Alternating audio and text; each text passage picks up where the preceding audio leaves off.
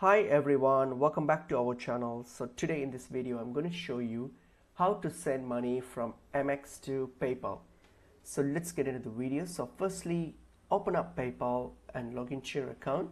So once you're on your PayPal here, so what you're going to do, firstly you're going to link your AmEx card here to your account. So hit on this wallet option, click on wallet once you're logged in, and then hit on this link a card option. So click on link a card, and then what you have to do now is simply plug in the details of your American Express card.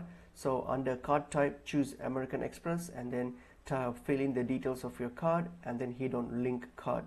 So once you have linked the card, then you're all good to make transactions, send money from PayPal through your AmEx card. So once you've already linked the card, then you can just normally send the money like how you normally send from PayPal. So just go to send, and then select the receiver, whoever you want to send this to, the receiver PayPal account. Click on it, select the account, and then select the amount, and then complete the transaction. So once you have linked it, then you'll be able to easily transfer money from your through your PayPal. So that's how you send money from AmEx to PayPal. So hope this video was helpful. I will see you in another video. Thank you.